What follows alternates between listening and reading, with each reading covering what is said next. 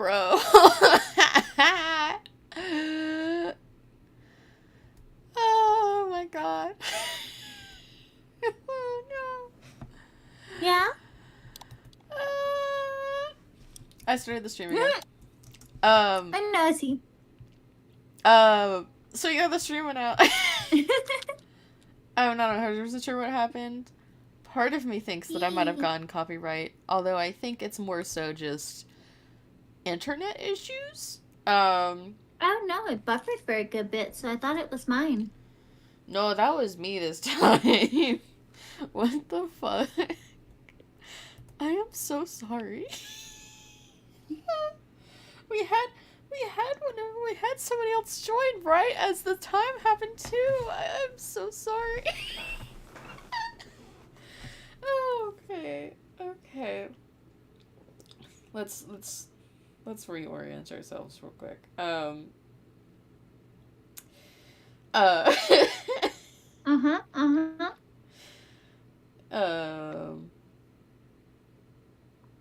Give me a second. Waiting a second. Is it say I'm live right now? We are watching the stream. Okay, good.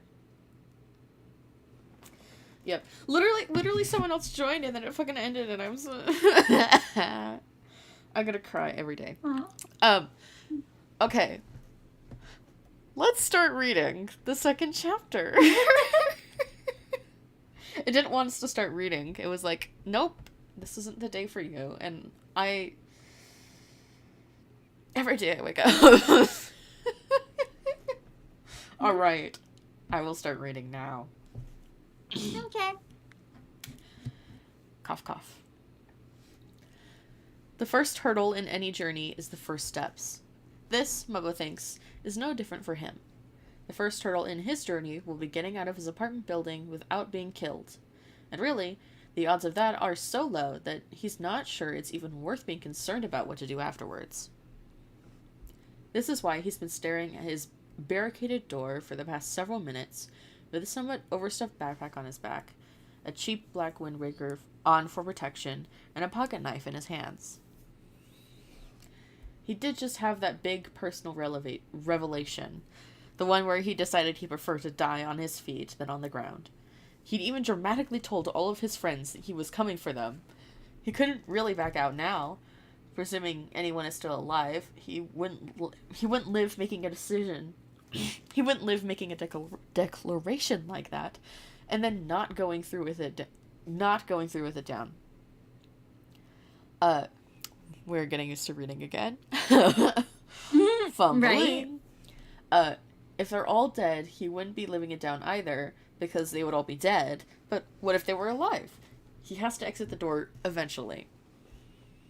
It's more, the terror-crying creatures that used to be his neighbors, really. He really wishes he didn't live on the 7th floor. He could climb out the window then. He doesn't trust his ability to successfully climb out of a 7th window floor, though. So he's going to have to take the door and then the stairs. You take the elevator, but the power is out. Oh, 7 flights of stairs didn't sound terribly fun either, really. Maybe he should just go over his plan again? It's not a very complicated plan. The first thing he needs is more food. It's more food than his energy bars. And probably proper camping equipment, although the second thing probably isn't going to be something he can find. The food, at least, well, even with the power out, he can probably find a grocer somewhere. Next, he's going to find the nearest mechanic and steal some of their tools. He feels rather bad about this, but he is going to need them. And as long as the mechanic doesn't seem like they'd miss them, then, well, Mumble will take them. He should be able to take some unprogrammed key fobs.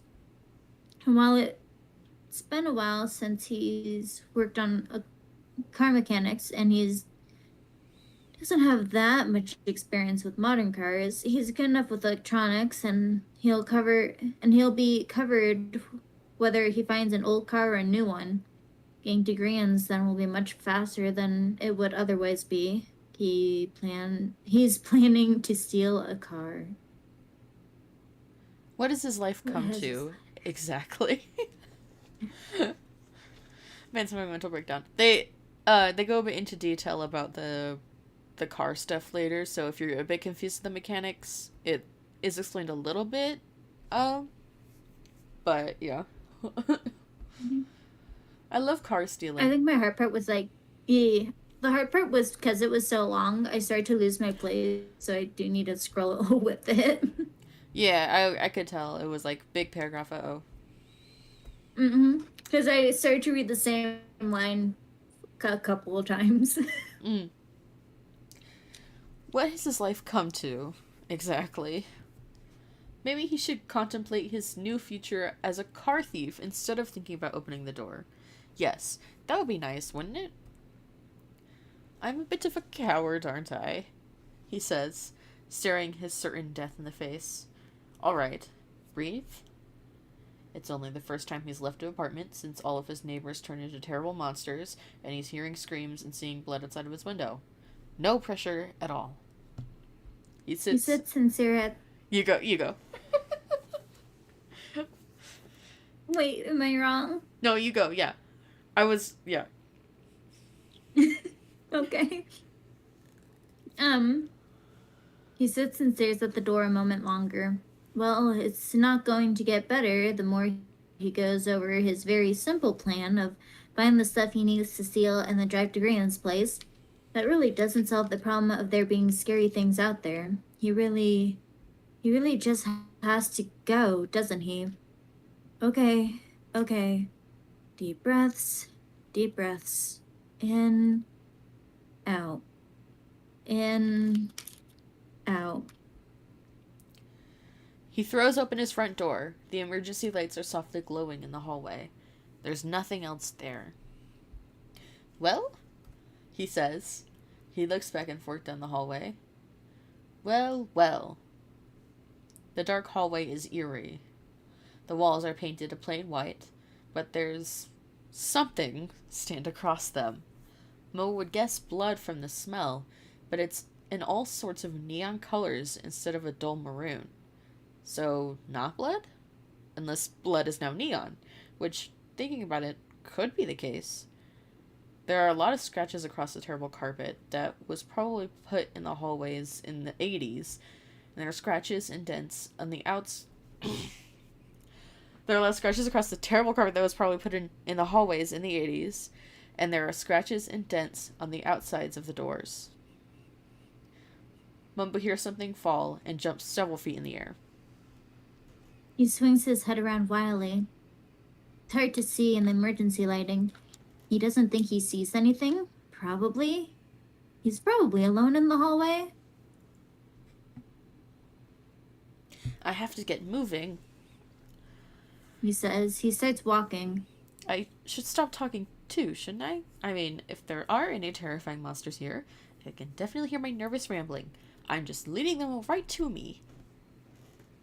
He laughs nervously as he heads down the hallway. Funny thing is, he never takes the stairs, so it's not as easy to get there as it is to get to the elevator. Less muscle memory. He does know where they are, but he hears a terrible scraping sound and freezes. It is coming, distantly from behind him. He decides he will jog to the stairs. Walking actually feels too slow. He's fine. Don't worry about it. He could most certainly outjog a monster of unknown size, strength, and ability well before it catches up with him. Why, that monster shouldn't have even tried to stalk him, really. He has a knife. Awfully silly, whatever is making that noise to be stalking him, and oh, thank goodness, the staircase doors. He yanks open the heavy fire door, steps into the stairwell, and lets it slam behind him. Somehow, the stairwell is even less well lit than the hallway. Terrible oversight, that.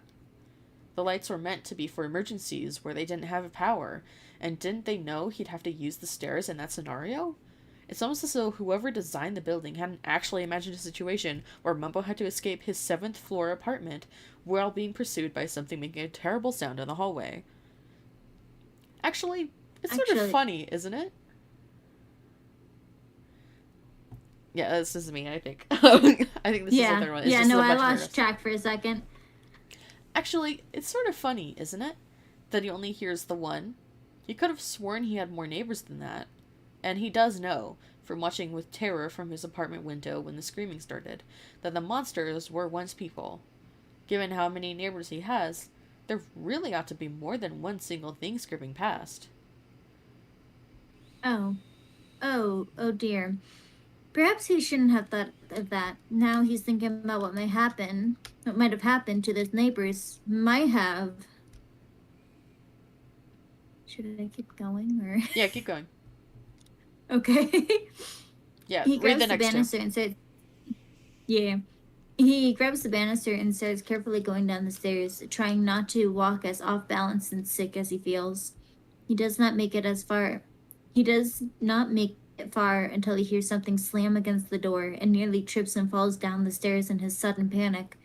He cannot die because he broke his neck trying to go down the stairs, he thinks hysterically. He cannot die of self-inflicted stupidity, which really means he can't die at all, because this whole stupid self-inflicted stupidity. The door slams in. Mumbo hears something scraping against the floor 2 flights above him. 2 flights above him, and starts sprinting down the stairs. Now, Mumbo isn't the world's most athletic person. He's a computer engineer. He used to lift more when he was still a teenager working in a mechanic's shop, but ever since he started working for tech companies, he hasn't had to lift anything, and really for the past few years, he hasn't been really supposed to leave his apartment for more than necessary. So he's not athletic. He's trying. He's trying because he doesn't want to die, but also he can't trip on his feet, and it's dark, and he can't see, and oh god, he hears it coming, he stumbles on his feet. Something drops down the center of the stairwell, and Mumbo yells. It clings to the 5th floor landing above him, and Mumbo freezes. It's in front of him is was once a person. It has to have been. Mumbo knows this, but it doesn't look like it. It's a monster. It has too many legs to count. They're long and spider-like, and they let it cling to the walls in strange ways.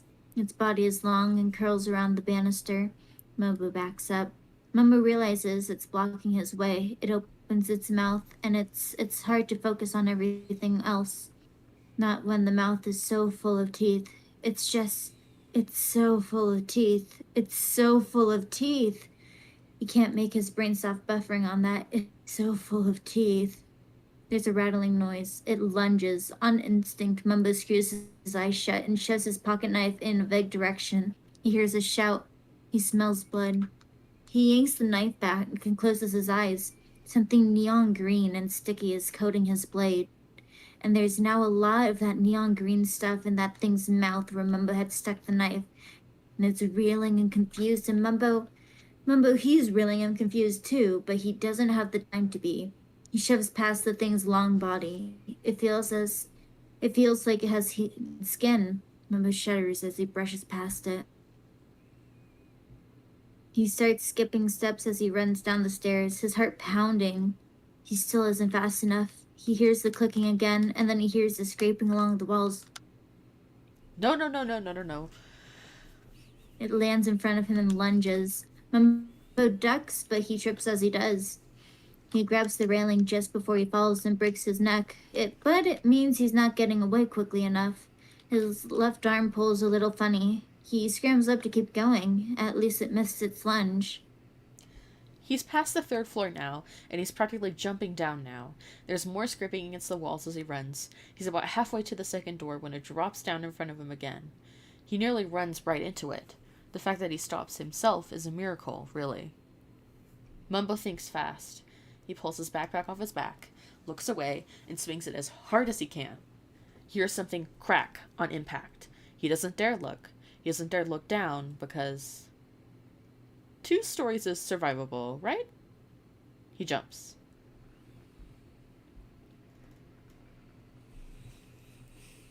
Phil, you can go. Phil! Time to... What? Okay, you cut out for a second. Oh, you did too. You did too after, like halfway through, he jumps. Bro.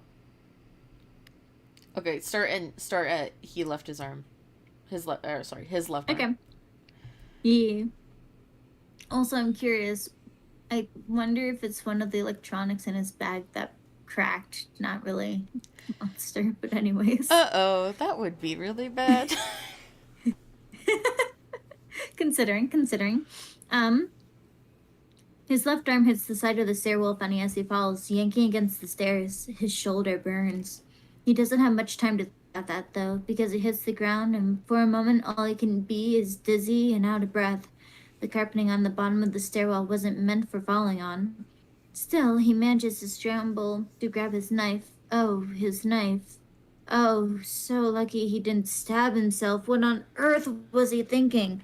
To point it blindly at the sky as he backs towards the stairwell exit.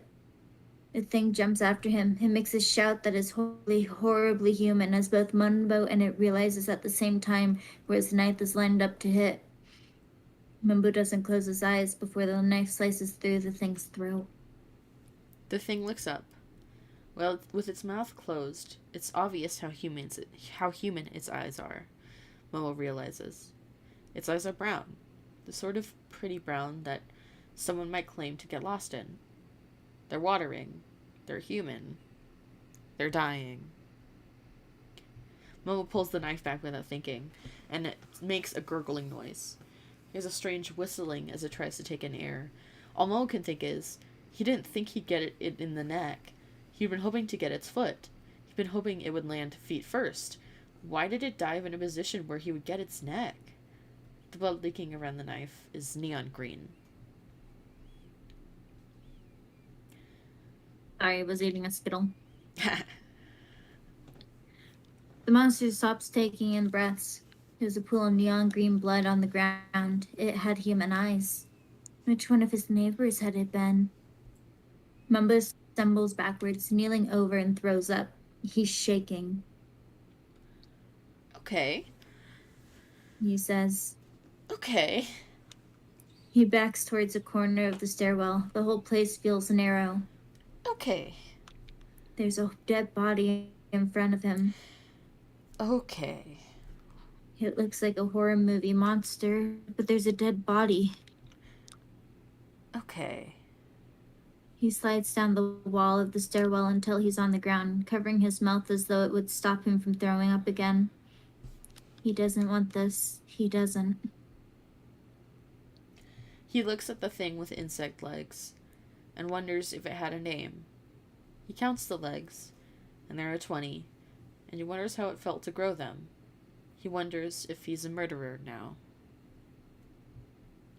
Then he remembers his own dead neighbors, and, hysterically, he realizes it doesn't matter.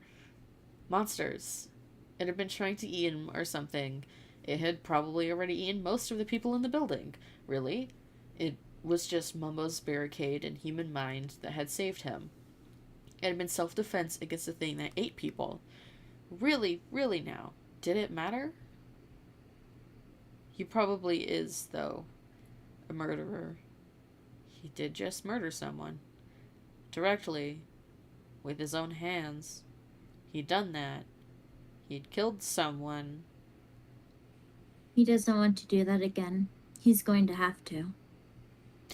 Well, he says quietly, I'm alive, and it would be silly to stop now, since I've already done just about the worst thing a person can do.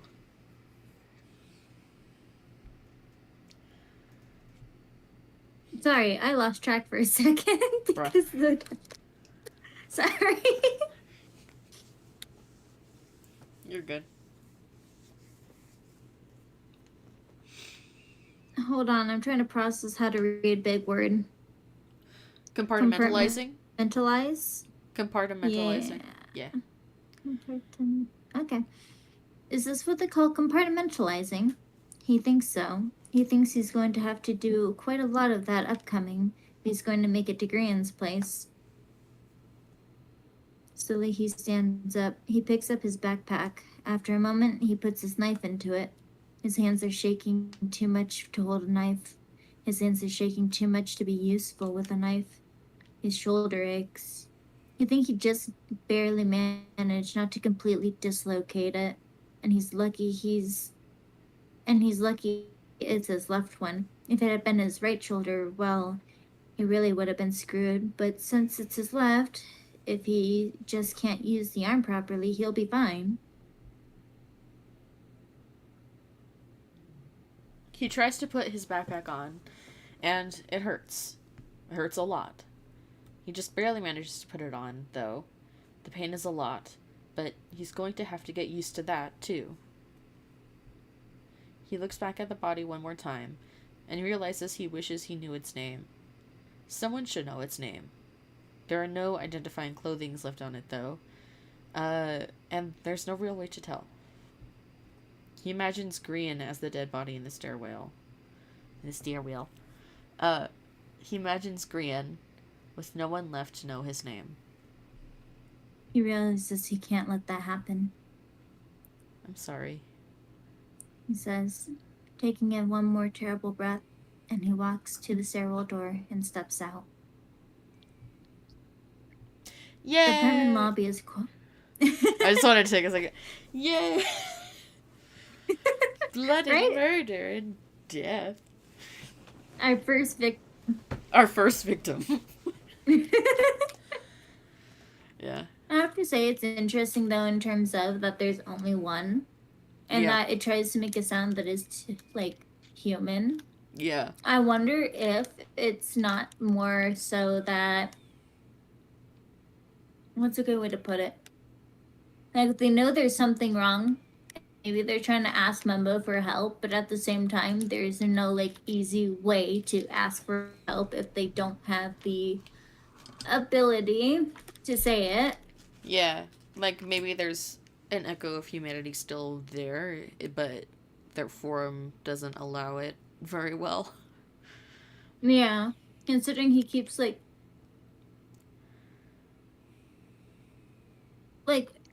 I don't know if this is like unreliable narrator or anything. I mean, I'd say it's very much from his perspective. So, you know. Yeah. But like, in terms of maybe it does look threatening, but maybe it's trying to like get him to stop running away to ask for help. Yeah. Because if it, like he says, like he points out, there's only one left scurrying around. It could be that the rest are dead. Mm. It could be that the rest have left. Mm. And that it's like So looking for people to talk to. Yeah. Or at least try to help it, yeah. Yeah. Mm-hmm. That's interesting. I'm glad you're noticing those details because they are important. Like, they do come back into relevancy. Is like learning the patterns of these creatures and the environment is like, it's interesting. Because it's like, what does this imply, you know? Yeah. Yeah. It's just another thing pointed out too is like he wonders how the legs have grown, which I am as well curious. Like Yeah. spider legs and stuff. It was probably very painful. Exactly. Wow. But also just like how it turns the blood into neon, but they still look somewhat human. Yeah. Even with the 20 legs, even with like the deformitality, they still look somewhat human. Yeah. So of course that's gonna weigh on the. Yeah, of course it's gonna weigh on him, because it's like, because like it still was a person. It's like it's a similar dilemma you get with like zombie stuff, right? Because it's like yeah, it's undead, but like that was a person, you know. Yeah. I'm thinking. Sorry. Say what you were gonna say. Say what you're gonna say. I'm just thinking of a game that takes that similar like look. Like it points out like in meta way of how the game mechanic is, oh, defeat monsters, oh, defeat, like, humanoid. And one of the characters can't digest that. They're fine with killing monsters, but once it becomes humanoid, they just feel like it's wrong. Yeah. And I thought that was so interesting. Yeah. It's like once it feels familiar and not like something foreign, it's like, oh, now you've got a sense of humanity. Now you have a conscience. I might send you the clip of that later, if I remember. That'd be good. Mm-hmm. Also, on the subject, I feel like a topic I might want to like propose as like a thought experiment while we're reading. Just a little thing I want to add on is okay, I'm engaged. Is the question of how did this start, right? Mm-hmm. And how did this spread? Because like, yeah, we know that the plot is that everybody turned into monsters, right? Mm-hmm. But like how did they do that? How did they turn into monsters? Why did they turn into monsters? Like, and also, why is Mumbo not infected? Yeah. It's what that is relevant, and I feel like it's something to keep in mind as we're going through. Yeah. What I'm curious on is the earrings, because there was electronics in them. Yeah, and he purposefully stomped on it before he left. Like, he took out the earrings and he stomped on them before he left. Yep, and it also made the comment of that they were trackers. So I'm curious, what was tracking him? Was it the job he keeps mentioning from time to time? But he says it's a computer engineer. Yeah. He also doesn't take his work laptop. Yeah. But he takes his phone. And like, or pager, one or the other. Yeah, also like there was a moment I want to point out where he says let me see if I can find it. It's earlier. Yeah.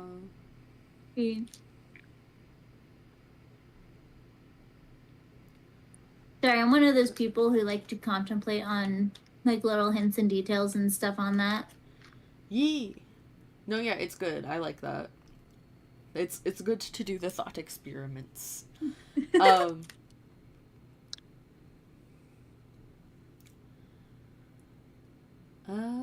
There was a moment. I'm trying to find this moment. I'm like, whoa. It's If you say roughly what it is, I could maybe help direct you to where. Here we go. I found it. It's quote, he used to lift more when he was still a teenager working in a mechanic shop, but ever since he started working for tech companies, he hasn't had to lift anything. And really, for the past few years, he hasn't really been supposed to leave his apartment more than necessary. Yeah, I noticed that as well. And I've just thought back to the earrings and the tracker, and I'm just like, huh. Yeah. Considering it's also a tech company, I wonder if it's like one of the nano things. I mean, maybe. Because there is, maybe. What do you mean by that? Something that inflicts like the brain or something. Nanotechnology inflicting brain. Yeah, kind of like that. And it's just curiosity as to if he's not supposed to leave his apartment more than necessary, is it something that wasn't all at once, but in stages? Something that they maybe released into the air, the general populace? Like maybe it was a thing that was premeditated over a course of time, and he was part of it. Yeah, and not know it. Or like that tracker is just to keep him safe, so they know, okay, he's been exposed to this long. Yee. Just a thought. Yee. Okay, you can continue now. Start after the line break. Yeah. Sorry, I'm finishing up my Skittles. No, no, no, no, no, no. He skittles. No, no, no, no, no, no, no. Um, the apartment lobby is quiet and lit by two large glass windows in the front of the room. Outside, it's bright and sunny, and Mumbo, who has had his windows blocked for days, can barely see in the well-lit lobby. He throws his hand over his eyes as he tries to adjust. The lobby itself is fairly well put together for an apocalypse. It's a simple room with a directory Mumbo has never seen anyone use. A hallway to the mailroom, a hallway to the elevators. Normally Mumbo is going one of those places rather than outside. He doesn't tend to get out much. He's going out now, though. Funny that. He looks out the windows. He sees a few red cars, neon bloodstains, and no evidence of anything else alive. The other buildings look as dark as this one, which really makes sense. The power doesn't go out in a single place at a time. He wonders if they have corpses in their stairwells too. No, he really needs to just leave this behind. Which makes him feel like the worst person in the world, really. But it's probably not the first time he's going to have to fight someone, and he really, really can't go back now. Not the least because he'd have to walk past the body again. Right then. With that cheery thought, he needs to execute the next part of his plan. Make it to the convenience store nearby. He tried to get to the supermarket, but that's more than 3 blocks away, and frankly, in his current state, he'd like to think of short distances until he's forced to reckon with the long drive to Green's. Just getting down the stairs had been an ordeal and a half. He isn't prepared to think about thousands of miles, or even think about 2.5 miles, which is the distance between his apartment and a proper grocer. Small steps at a time. The staircase had been bad enough, so small steps. He pushes open the front door to the apartment complex and steps into the sun. It's far too hot for his windbreaker, but that was one of the only solid black pieces of clothing Mumbo had owned that wasn't a suit, so we can't really ditch it. It's not horrendously hot, it's just too hot for the jacket. But the jacket helps him blend in with the buildings. He just can't take off the jacket, just like how he can't just go ditching any of the other things in his bag. He had a plan. He'll just be uncomfortably warm. Yes, all the stories he's read about survival emphasize that layers can be very important. Of course, those are for hiking, not walking a few blocks to get to the nearest convenience store. But the principle is the same, isn't it? He's stalling again.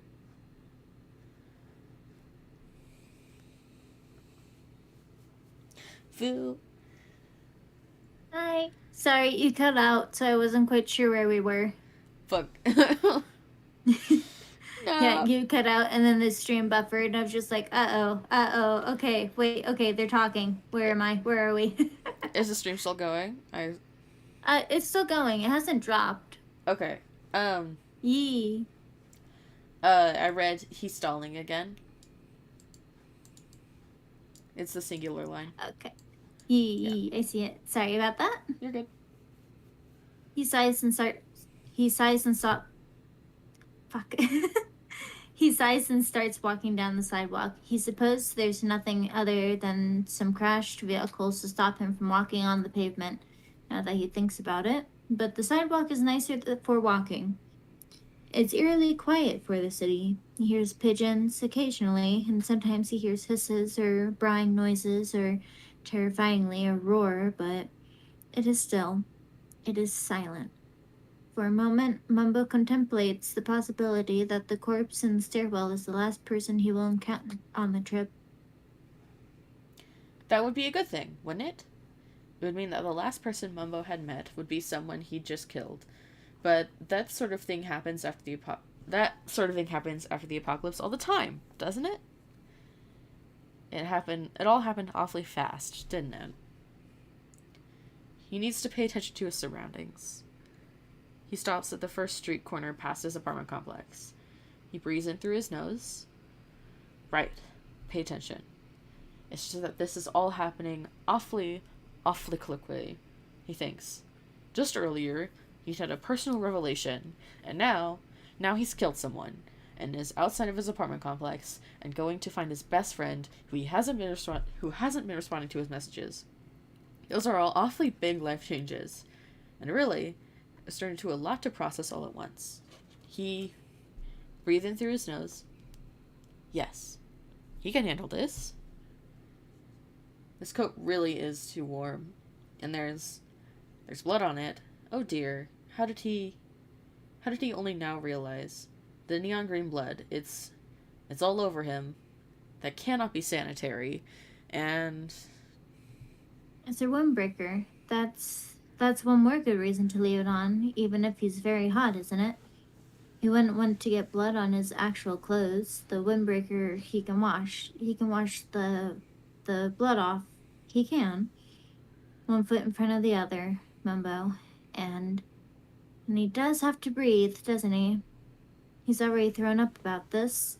He shakily walks down the block in the eerie city, quiet, and all he can think is he has already thrown up about this and tried to compartmentalize. Yeah. And tried to compartmentalize. Compartmentalize. Yeah. It's such a big word. Yeah, it's great. I love it. Nobody can ever pronounce it correctly. It's just a string of voices. It's certainly throwing me for a loop, that's for sure. It's worse than Mississippi. Mississippi's easier. Mississippi is way easier. Continue. Try to and try to compartmentalize it for Grant's sake. He has already dealt with this, yes? It's just... It was a lot. Very quickly. And also, he's killed someone. He supposes he'd less compartmentalized in the stairwell so much as processed that it was both indeed murder and necessary. He hadn't really considered how auspicious a start to his journey that was, or the full ramifications of his actions. Maybe he should think those through now. What are the ways that having a windbreaker covered in blood will make his plan harder to see through? He's very lightheaded, he thinks.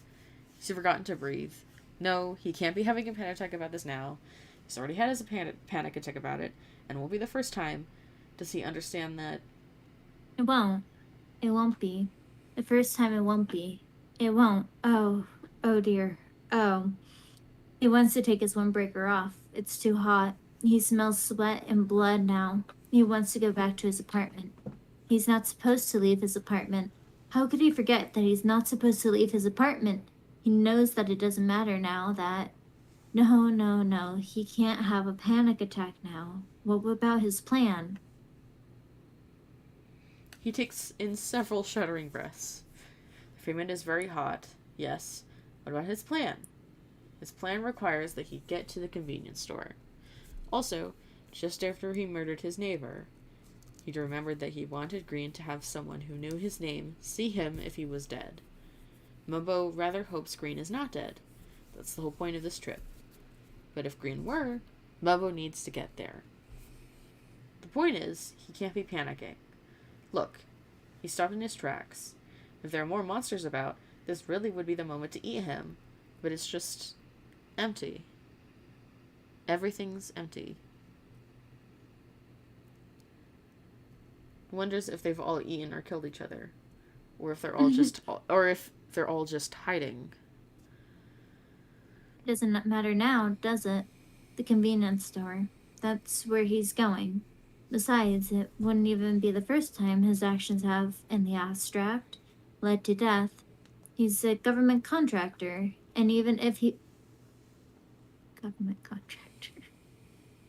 Sorry. Man works He's for a the... government... He works for the government. It's just leading back to that. I wonder if he's, like, working for it and doesn't know. And just... Anyways, I'll Cries. shut up. You're good. I like hearing your thoughts. He's a government contractor, and even if he wasn't really supposed to have known what he was building, he's smart enough to... It doesn't matter, really. None of this matters. The convenience store.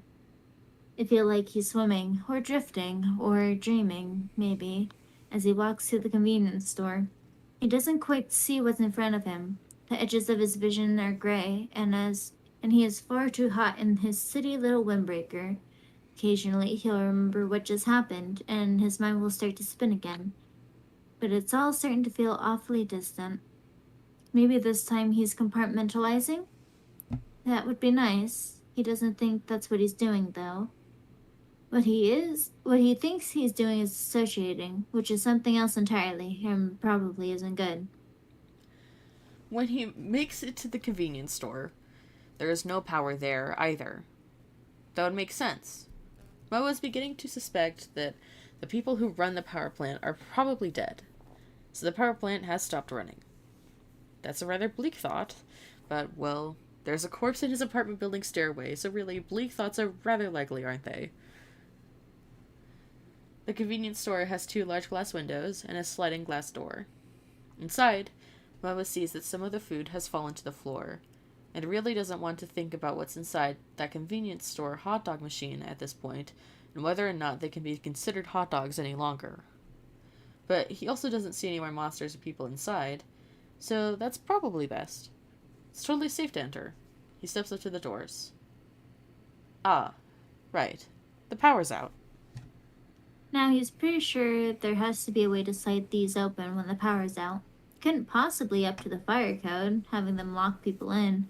However, Mumbo also doesn't have a clue in the world of how one would go about opening sliding glass doors with the power out, let alone how one would go about doing that without a key.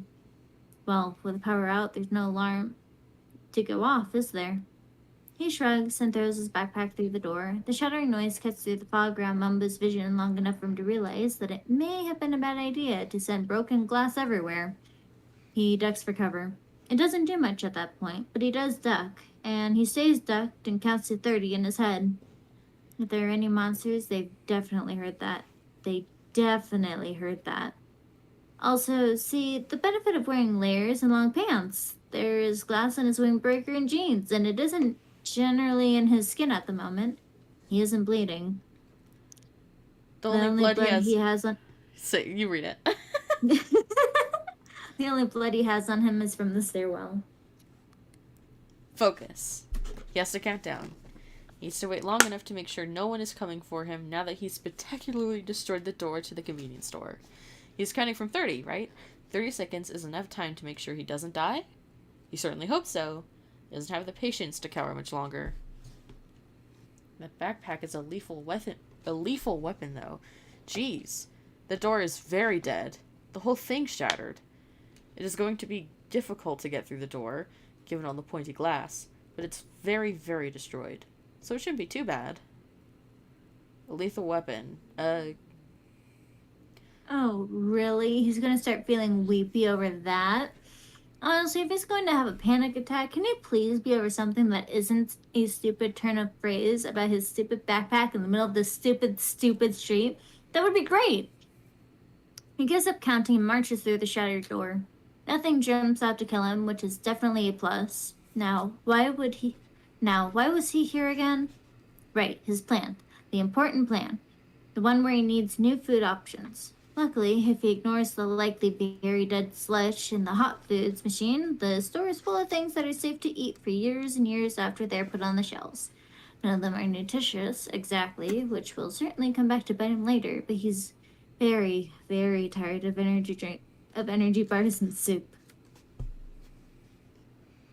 He starts sorting through the bags of potato chips, Twinkies, and beef jerky. So it isn't even food he'd actually eat normally. He just needs food and plenty of it. If he can barely stomach it, well, he'll cross that bridge when he gets to it. He certainly feels queasy now, but that's probably the recent murder. He's lightheaded again, and no, he really can't deal with this. compartmentalize by making a plan about it.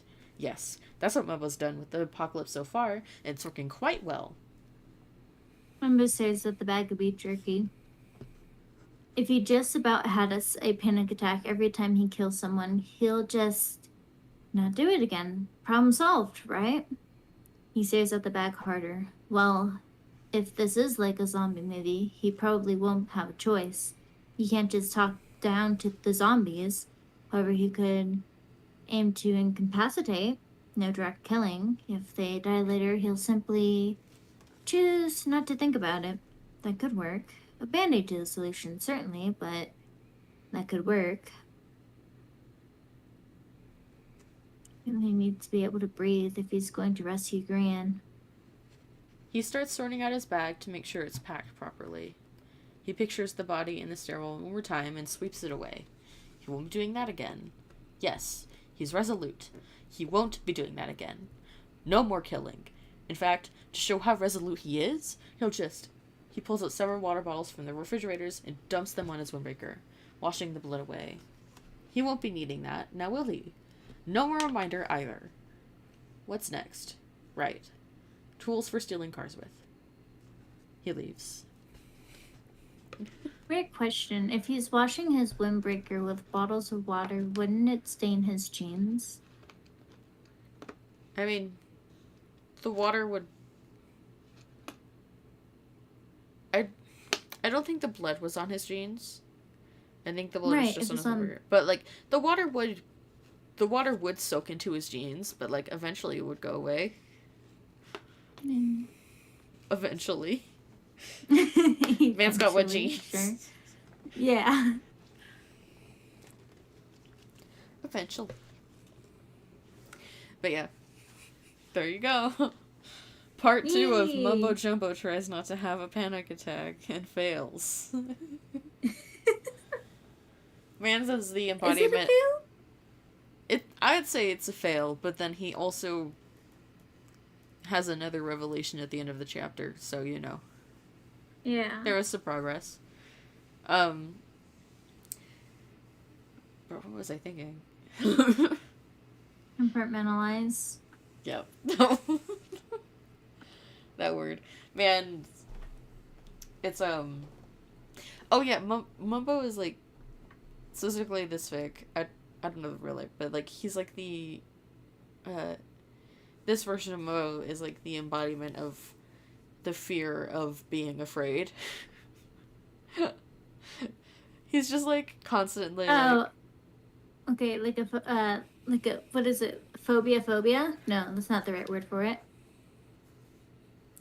I don't know what you would call it, but he's just, like... He very much is... Every time he gets afraid, he's like, oh, no, I'm afraid of being afraid, and it's, like, a whole thing. He's Phobophobia, just, fear of fear. Yeah, man's is phobia. Phobophobia, yeah. It is great. Man's literally like, I'm not gonna kill again, specifically so I don't have a panic attack. Not because murder is wrong, but specifically just so he doesn't have a panic attack. Yee. I mean, if it works, it works. If it doesn't, well, you still need to sort some things out, my dude. Yeah. Also, I want to point out this fic came out during season 8 of Hermitcraft. And season 8 of Hermitcraft was when Mumbo was doing his what was it called? Like, it was Peace and Plants. Oh, yeah. Love, Peace, and Plants. Yeah. No. Something along those lines. I forget what the phrase was. It was really good, but I can't fucking... Peace, love, and plants. Yeah, no. Peace, love, and plants. That's not it either. No, it was Peace, love, and plants. Yeah. Okay. I think. Well, it's Peace, love, and plants now.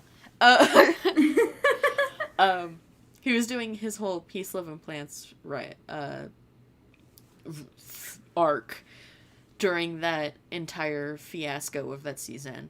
And so this very much is a reference to that. It's He makes the resolute promise never to murder, but anything around that, well, he'll just not think about that.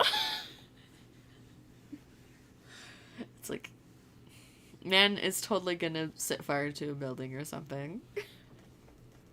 He also has merch on it, apparently. What? About the peace, love, and plants. Oh yeah, of course he does. That was like his name. Of course he has merch of it. What do you mean? But yeah, peace, love, and plants. So yeah, that's kind of the version of Mumbo Jumbo that this is based off of. I would say, is the season 8 Mumbo. So to give a bit of context. Yeah. So yeah, that was chapter 2. Do you have any comments? Not really, other than the ones that I had mentioned during the fic. Yeah. But yeah, I'm. So he also mentions for like the government job, he makes a comment that he's smart enough to know what it's for or what it is. And then he immediately switches what he's thinking about afterwards. Yep. Because I'm wondering if he wonders if it somehow contributes to the apocalypse. Yeah, like maybe he has a suspicion of some kind.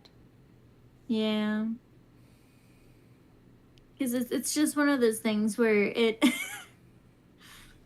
it's not going to, because the reason why I was thinking Nano specifically is because his job is the computer engineer. And I know that, like, the Nano deals with neuro kind of stuff. Mm-hmm. And so... It'd be like brain. And DNA and stuff, yeah. DNA and brain. And so in the context of, it's just the slight sneaking suspicion, because of course, since it's going to multiple people, they all get a section of the project. So Mumbo's not going to have the full story, but he has a sneaking suspicion that there might be some contribution to it. Mm-hmm. And considering he's kind of barred in his apartment, as well as not being able to leave unless necessary, as well as like his earrings being trackers, which we can contribute to probably his work as well as like keeping tabs if he does leave. Because I wonder, like, if some people have left out of rebellion isn't the word I'm looking for, but it's what I'm going with. In terms of like some people have figured it out and are trying to like escape from whatever program it is that they're programming. That is a very good question of like if there is some sort of like resistance effort, or like at the very least other people who understand what is happening and do not like it. Or people who have resisted before, and so they or like not a cure. dispersed. A cure. No. Quote unquote. No, the reason why they have the earrings. Yeah. To keep track of them if they do leave. Oh, as in like a preventative measure because it had happened before and they didn't do that the first time. And they're like, yeah, we need to be extra sure now. Yeah, that, or so they can keep track of what people, how long their participants get exposed to what they're programming or whatever. Just two thoughts I'm kind of like on, especially since it's government and we're like, yeah, the government's probably shady. Yeah. And somewhat in with it. Or some reason for it. Yeah. I like these thoughts. Good thinking cap here. If that is the case, it very much seems like Mumbo purposefully is trying not to think about it, which is interesting. Mans is heavy denial. Yeah, heavy denial. Heavy denial. Also, I I like the backpack. I think it's funny that he's just like, it's my weapon now. I'm just gonna throw it, and so far it's worked twice. You know. We're not gonna try to kill anyone now. We're just gonna Throw the backpack at incapacitate him. him. Yeah. Yeah. Just the backpack fucking shattered glass. Mm-hmm. I think that's great. I like how his first instinct is the backpack and not like picking up a rock or actually trying the door to slide it. Or like checking around for a back door. Yep. Or other breaks of entrance, because if this has been going on for about a week, I think it said. There's probably some walls that have been broken. Yeah, walls or windows and other places, or maybe like it's already, because it doesn't sound like it's been ransacked, which is interesting. Yeah.